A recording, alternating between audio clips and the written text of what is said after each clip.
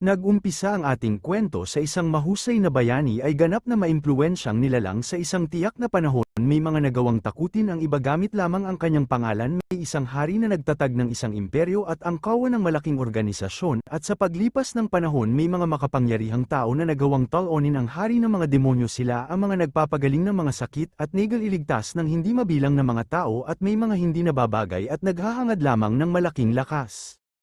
At ito ang ating bida, hindi kabilang sa nabanggit dahil sobrang sa mahina ito. Kaawa-awa na niloko lamang nila ang kanilang mga sarili upang sanayin ang isang 10 taong gulang sulit. Gusto nilang batiin ang ating bida ng kamao hanggat gusto nila. Napapasabi ang ating bida sa kanyang sarili na kung makakaligtas siya sa kanilang pagsubok. At hindi pa lang siya nakapagtapos sa kanyang iniisip, bigla siyang itinapon sa nagbabagang apoy. Natapos na ang ating bida sa mahirap na pagsasanay na ginawa sa kanya ng mga loko-lokong mga tauhan na bayani na ito. Napapasabi ang ating bida sa kanyang sarili na ang mga peklat sa kanyang katawan ay unti-unting naiipon sa aking kaluluwa. Sa nag-iisang lugar ng Hall of Heroes, ang ating bida na si Davy ay napapalam na sa mga bayani, at may napapasabing hero na siya ay mahina pa rin, at ito ay narinig ng ating bida at sinasabihan niya ang hero na ito na masyado ka nang matanda para mabuhay ng 1,000 taon. At napapasabi ang galit na hero na ano ang yung sinabi mo, gusto mo na bang mamatay ng tuluyan? Habang sumisigaw, ang ating bida naman ay tinatakpan niya ang kanyang tenga. Habang ang hero na nagsisigaw, may isang hero naman na pinatahimik siya at nagkaroon agad ng katahimikan sa paligid. At sinabihan nilang lahat si Davy na Palem at huwag mo kaming kalimutan hanggat buhay ka pa. At sinasabi ng ating bida na sana hindi na tayo magkikita ulit.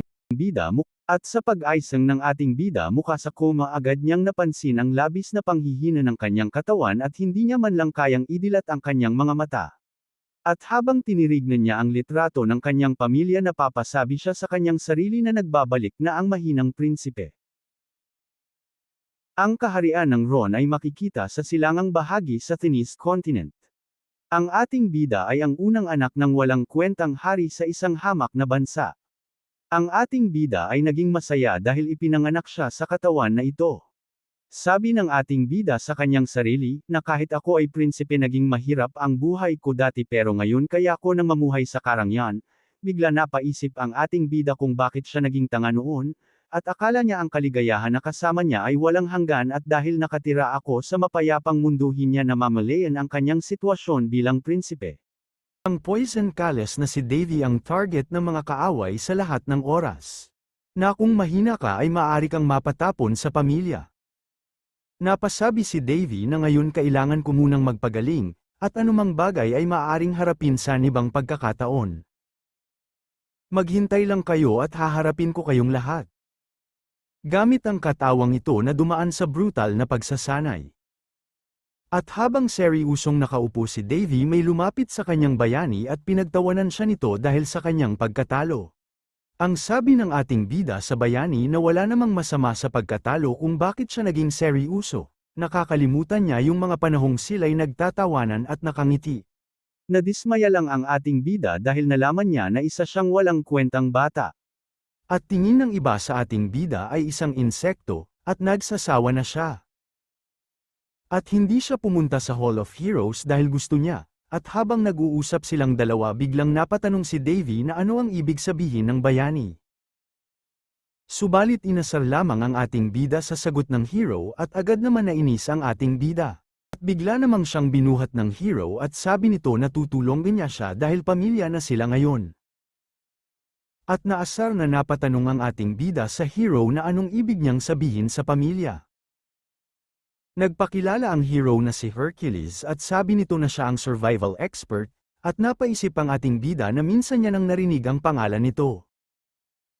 Pero bigla na lang sinabi ni Hercules na siya ang magsasanay sa katawan ng ating bida habang naalala niya lahat ng iyon.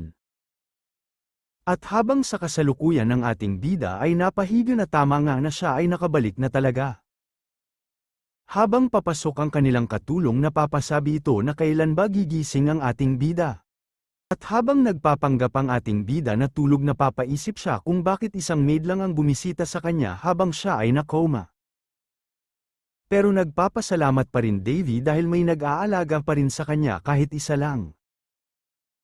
Ang ating bida na tumitingin sa paligid para walang makakita sa kanya nagising na pala siya. At bumangon ang ating bida sa pagtanto niya na wala na talagang tao sa paligid at tinignan niya ang kalendaryo kung anong taon na at bigla siyang nabigla dahil taong 278 na pala.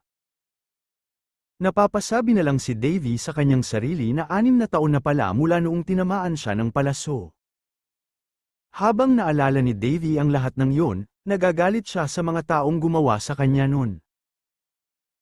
Kaya si Davy ay napapasabi sa kanyang sarili na hindi na niya kayang maging mahina pa, at para maiwasan niya na mangyari ulit kailangan niyang magpagaling ng mabilis.